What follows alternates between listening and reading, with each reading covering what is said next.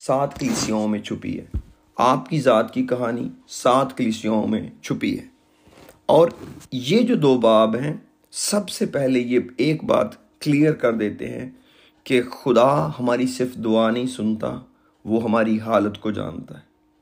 यहाँ पर इन 7 कलीसियाओं की हालत बयान की गई है और हर कलीसिया को यीशु मसीह ने खुद एड्रेस किया है कि मैं जानता हूँ। और ये जितनी भी बातें आप इसके टाइटल्स में पढ़ते हैं, मसलन इफिसस दूसरे बाब की पहली आयत लिखी है, इफिसस की कलीसिया के फरिश्ता को ये लिख कि जो अपने दाने हाथ में सितारे लिए हुए है और सोने के 7 चिरागदानों में फिरता है, वो ये फरमाता है। अब ये जो इंट्रोडक्शन इफिसस की कलीसिया को है, ये बेसिकली खुदा यीशु मसीह के बारे में है। अगर आप पहले बाब में पढ़ेंगे तो आपको वहाँ पर मिलेगा। I try to read couple मुकाशफा की किताब का पहला बाब खोलें और उसकी 16वीं आयत लिखा है, और उसके दाने हाथ में 7 सितारे थे और उसके मुंह से एक 2-धारी तेज तलवार निकलती थी। मैं ऊपर से ना पढ़ूं थोड़ा सा, let me read it from the top. हो खुदामंद तेरा शुक्र हो। अब मैं पढ़ के आने लगा हूं जी 12वीं आयत से, बहुत फास्ट पढ़ूंगा।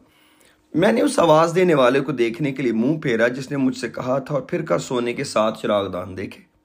7 चिरागदान देखे, इनको ज़हन में रखेंगे। और उन चिरागदानों के बीच में आदमजात सा एक शख्स देखा जो पांव तक का जामा पहने और सोने का सीना पर बांधे हुए था, और उसका सर और बाल सफेद ऊन बल्कि बर्फ की मानद सफेद थे, और उसकी आंखें आग के शोला की मानद थीं। उसके पांव उस खालिस पीतल के से थे जो भट्टी में तपाया गया हो, और उसकी आवाज जोर के पानी की सी थी। और उसके दाने हाथ में 7 सितारे थे, और उसके मुंह में से एक 2-धारी तेज तलवार निकलती थी, और उसका चेहरा ऐसा चमकता था जैसे तेजी के वक्त आफताब। जब मैंने उसे देखा तो उसके पांव में मुर्दा सा गिर पड़ा, और उसने ये कहकर मुझ पर अपना दाना हाथ रखा कि खौफ ना कर, मैं अव्वल और आखिर जिंदा हूं।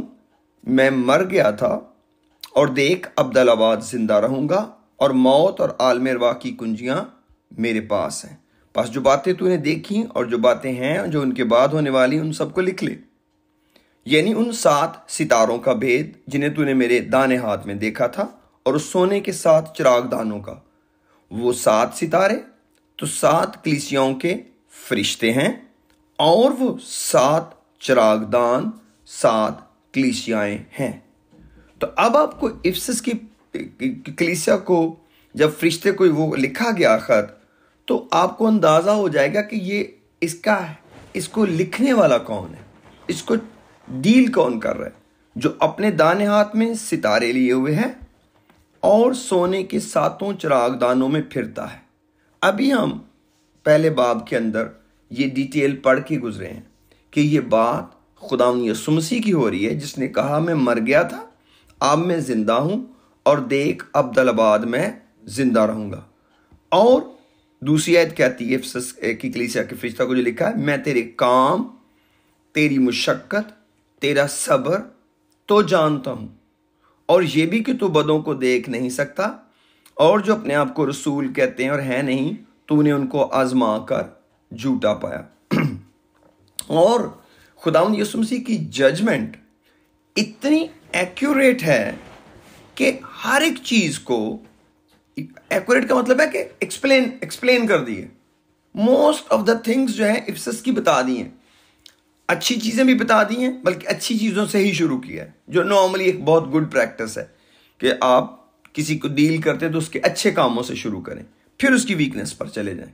तो ऐसे ही मोस्टली खुदा के कलाम की तरतीब है कि पहले तो सब्र और काम और मुशक्कत ये बताई गई, और फिर कहा गया कि मुझे तुझसे ये शिकायत भी है, तो वो शिकायत बता दी गई। तो इसका मतलब है कि हमें खुदा के लोग होते हुए ये बात जानने की ज़रूरत है कि हमारा काम, हमारी मुशक्कत, हमारी कमज़ोरी हर वक्त ऑब्जर्व हो रही है।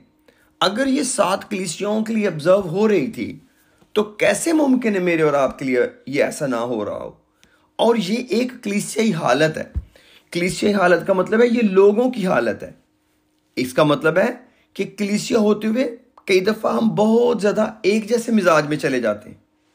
एक कलीसिया की हालत कई दफ़ा बहुत ज़्यादा एक दूसरे के साथ मिल रही होती है, लेकिन जो बात नोटेबल है मैंने कहा वो ये है कि हम खुदावंद यीशु मसीह की डायरेक्ट ऑब्जर्वेशन के अंदर हैं कंप्लीटली। हमें ये नहीं है कि हमारी सिर्फ इबादत ऑब्जर्वेशन में है या हमारी प्लानिंग्स ऑब्जर्वेशन में है, हमारे प्लान्स ऑब्जर्वेशन में है, बल्कि हमारा हर रोज़ का सफ़र जो हम तय कर रहे हैं खुदावंद देख रहा है और उसने बताया कि तुम किस तरह चल रहे हो, कैसी तुम जिंदगी जी रहे हो। मैं थोड़ा सा और आगे जाना चाहता हूं। फिर स्मरना की कलीसिया को, स्मरना की कलीसिया और फिलदेल्फिया दो ऐसी कलीसियाएं हैं जिनके बारे में अपेरेंटली शिकायत नहीं है, जिनके कामों के बारे में तारीफ है। ये दो ऐसी कलीसियाएं हैं। लेकिन एक और भी बात बड़ी अहम है कि जो टर्निंग पॉइंट हर कलीसिया को दिया गया वो तौबा है। हर एक जो कमजोरी में थे उनको एक ही तरीके से बहाली मिली, बस तौबा करो, बस तौबा करो। इसका मतलब कि जो कुछ तुम कर रहे हो, जो गलत कर रहे हो, उसको छोड़ दो और ठीक करने की तैयारी कर लो। और किसके लायक? यीशु मसीह के लायक। जो नोट कर रहा है तुम्हें, जो तुम्हें चेक कर रहा है, उसके लायक बनो। और हाल क्या है? पहले तो तौबा करो, फिर बहाल हो जाओ और फिर गलबे तक जाओ, पास जो गालिब आए, पास जो गालिब आए। हर एक कलीसिया को गालिब आने तक पहुंचना है। इसका मतलब है कि जो कुछ गलत है उसको कैंसिल करके जो कुछ ठीक है उसको करने तक जाना है हमने। तब जाकर हमें कोई अजर मिलेगा, तब जाकर हम उस जगह पहुंच पाएंगे जहां हमने हमारी मंजिल है।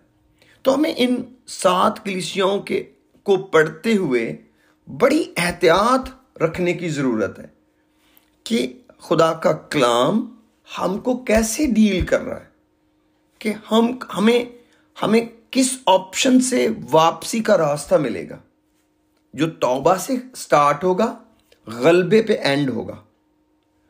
चाहे हम गुनाह में हैं, चाहे हम कमजोरी में हैं, चाहे हम नीम गरम हैं, बता दिया गया, बिल्कुल रिपोर्ट आ गई है, clear cut, nobody can challenge it. कोई सेंट चैलेंज नहीं कर सका आज तक कि जी ये जो लिखा हुआ शायद ऐसा नहीं, बल्कि जो लोग हिस्टोरिकली इन कलीसियाओं को स्टडी करते हैं या किया है वो एग्जैक्टली ऐसे ही है। स्टडी ना भी करेंगे, हमें खुदा के कलाम पर कोई डाउट है ही नहीं। मैं आजमाने के लिए नहीं कभी भी स्टडी कर सकता हूं, सिर्फ कंफर्मेशन के लिए, टेस्टिफाई करने के लिए कर सकता हूं कि देखें ये ऐसा ही हो गया।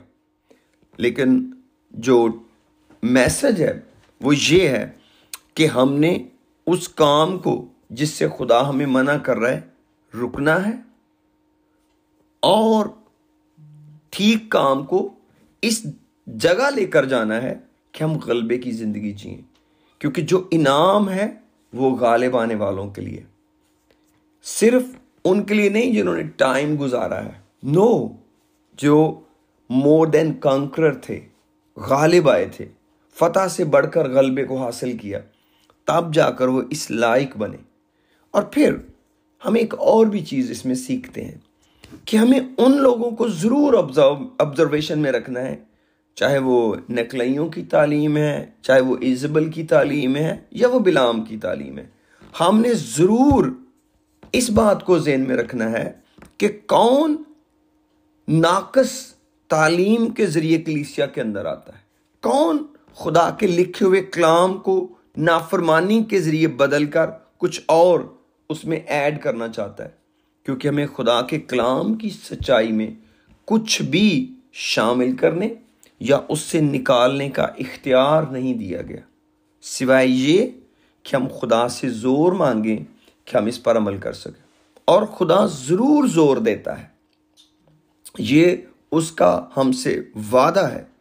अगर उसने हमें बहाल ना करना होता तो ये किताब 7 कलीसियाओं से शुरू ना की जाती। ये तकरीबन शुरू यहाँ से हुई। पहला बाब तो इंट्रोडक्टरी है जिसमें यीशु मसीह की ज़ात के बारे में और कुछ अगली 2 बाबों में इस्तेमाल होने वाली जो तमासील हैं उनके बारे में एक्सप्लेन किया गया, सितारे कौन हैं, चिरागदान कौन है, और फिर खुदावंद की ज़ात के बारे में बताया गया। लेकिन मेरे अजीज़ों, हम जो खुदा के लोग हैं, हमें खुदा से चीज़ों को शुरू करना है। हमारी जो सबसे बड़ी जिम्मेदारी है, हमेशा हमें खुदा की ज़ात से शुरू करना है। खुदा चीज़ों को कैसे देखता है।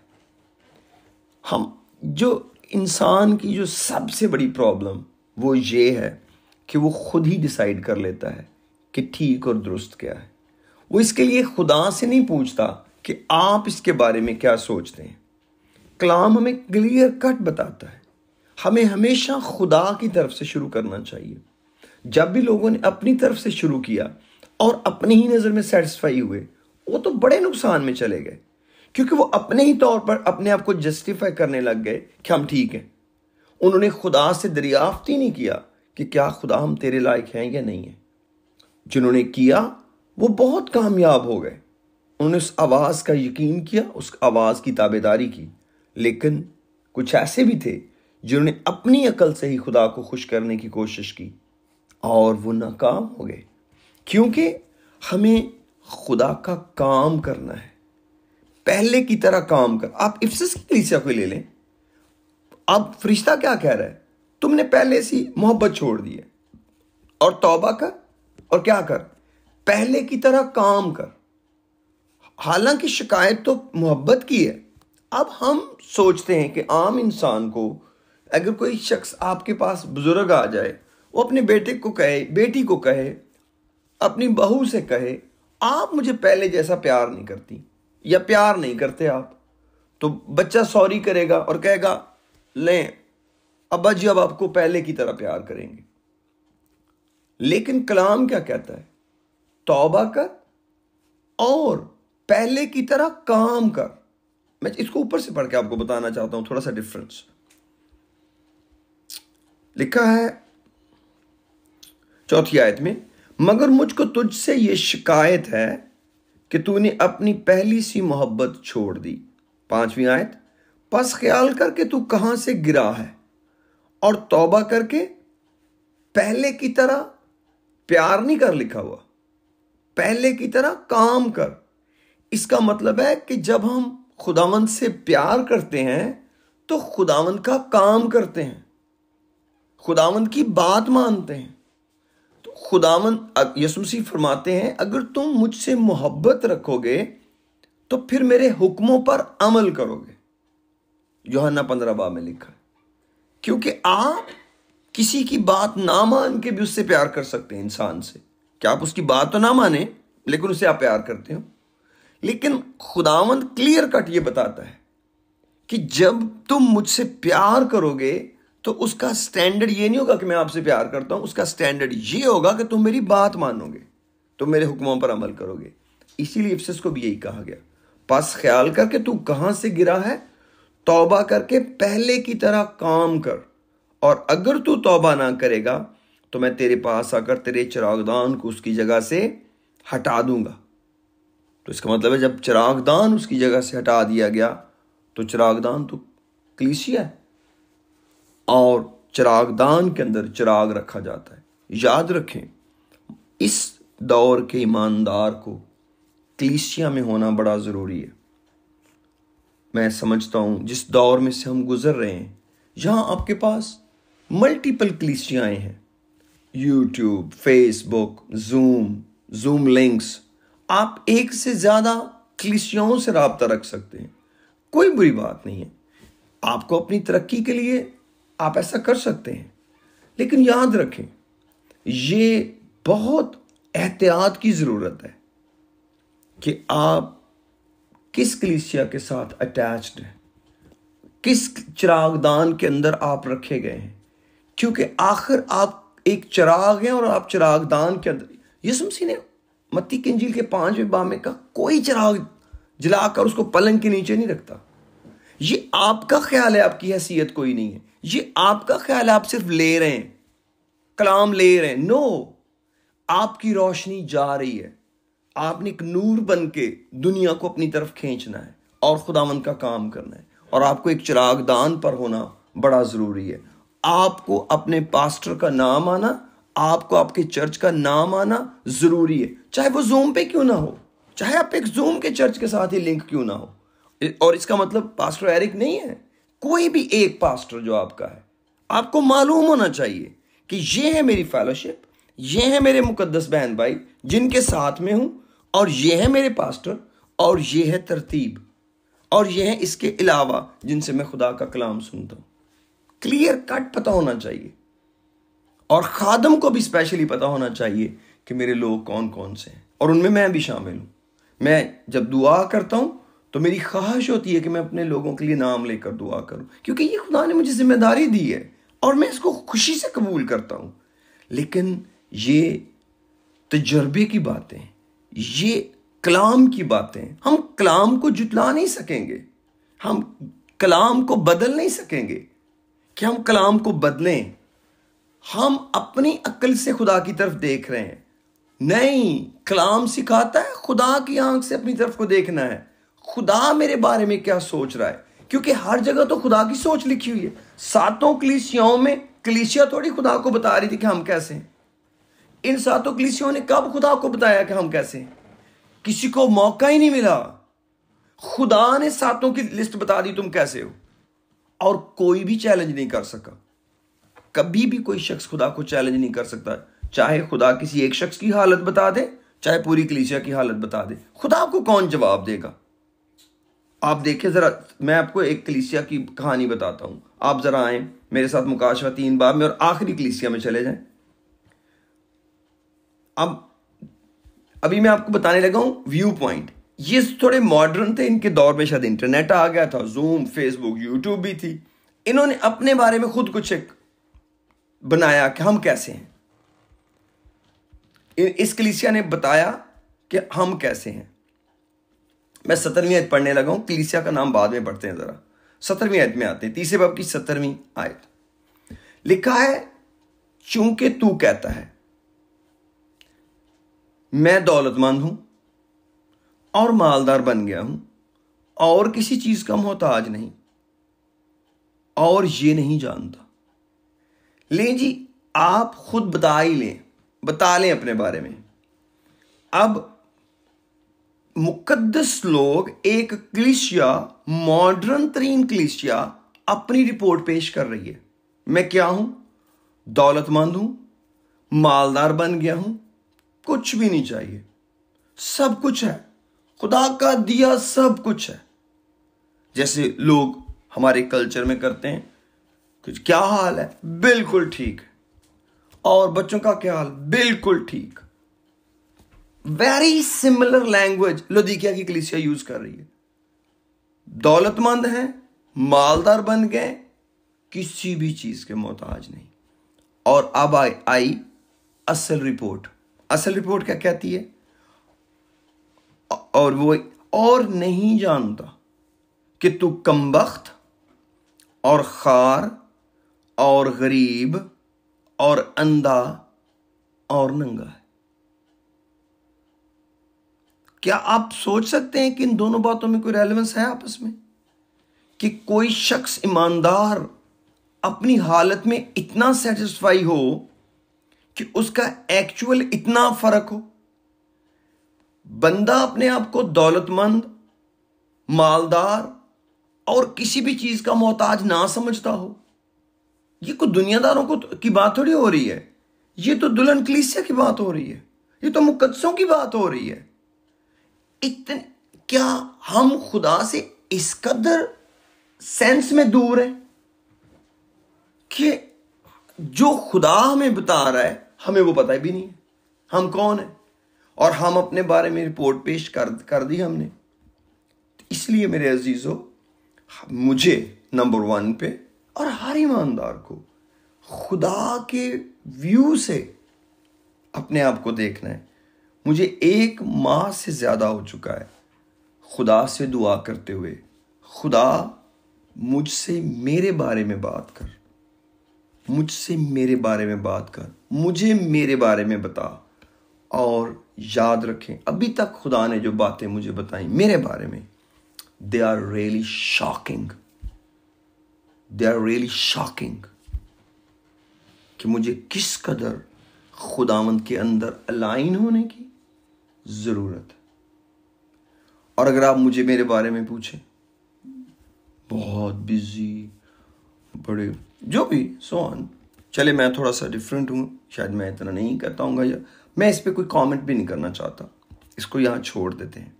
तो मेरे कहने का मकसद ये है, हम सुप्रीम अथॉरिटी की ऑब्जर्वेशन में डायरेक्टली, क्योंकि हम दुल्हन कलीसिया हैं और हम खुदा का घर हैं, हम उसका घिराना है और वो इस कलीसिया का खुद हेड है। और उसने इन दोनों खतूत में, दोनों चैप्टर्स में, दोनों अबवाब में साबित कर दिया कि मैं दुल्हन कलीसिया का हेड हूं। मैं खुद उसके कामों को देख रहा हूं, मैं खुद चेक कर रहा हूं नीचे हो क्या रहा है। इसलिए उसने क्लियर बताया।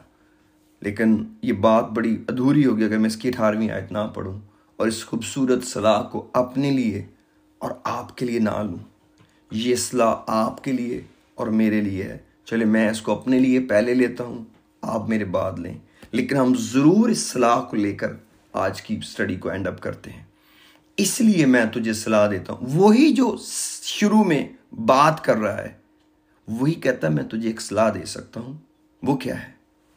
मुझसे आग में तपाया हुआ सोना खरीद ले ताकि दौलतमंद हो जाए, और सफेद पोशाक ले ताकि तू उसे पहनकर नंगेपन के जाहिर होने के लिए शर्मिंदगी ना उठाए, और आंखों में लगाने के लिए सुरमा ले ताकि तू बीना हो जाए। मेरे अजीजों, ये चीजें बिकाऊ हैं, बिकने के लिए हैं, जैसे आसमान की बादशाही खेत में छुपे हुए खजाने की मानंद है, एक ऐसे कीमती मोती की मानंद है जिसकी किसी सौदागर को तलाश थी। और फिर यसाया 55 बाब में लिखा है कि जिसके पास, मैं चाहता हूँ इसको पढ़ता हूँ, यसाया 55 बाब की पहली आयत को क्लीज को एंड अप करते हैं।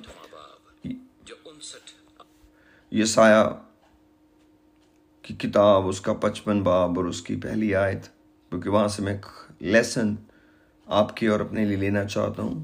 लिखा है, ऐसा प्यासो पानी के पास आओ, और वो भी जिसके पास पैसा ना हो, आओ मोल लो और खाओ।